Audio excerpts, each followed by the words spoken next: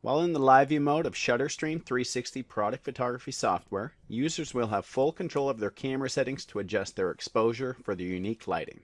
What we'll need to do is make sure live view is first enabled, and that's actually a real-time preview of what our camera sees. The next thing we will want to do is choose the control camera window. We will click on this and this will pop up a new window, as we can see here. This will have all our camera settings, which we can adjust. Also we'll have our focal point adjustments and some advanced settings. Now this screen might look a little bit different depending on the type of camera you're working with. I'm working with a Canon camera, so if you do have a Canon camera, it will look very similar to this. So obviously our camera is connected via USB to our computer. That's going to allow us through USB commands that we're sending from our software to say, okay, maybe this looks a little bit too dark. Let's go ahead and change the shutter speed from 1/13 of a second to 1/8 of a second. And the nice thing about that, when you made that change, is you can actually see the result in real time on your monitor screen. So I know maybe, for instance, that I want to shoot at an aperture of 16 when shooting this shoe, and that looks a little bit dark there. Maybe I'll want to change it to about 1/4 of a second. And if we did need to shoot an image here, what we can do is just go ahead and crop our subject, say only take a picture of what's inside this cropped area, hit the snap button, and that will show us the result immediately after capture. Of course, as we saw in the live view, it looked a bit overexposed. Our resulting image was a little exposed, so we're going to want to change our shutter speed and make it a little bit faster. So instead of 1/4 of a second, we will go to 1/6. Let me hit snap again, and that looks much better. That looks very correct exposure.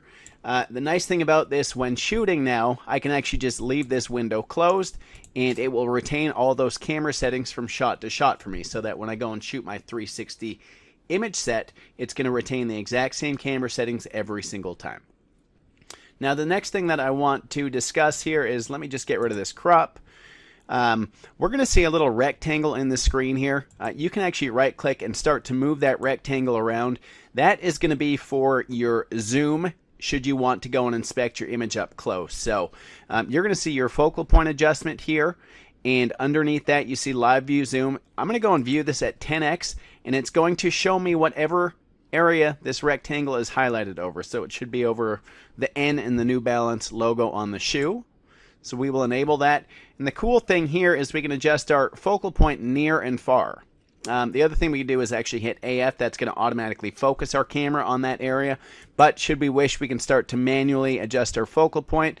Let me just make it a little bit blurry for you. I don't know if you see that I'm clicking here, but we're going to bring everything back into focus now.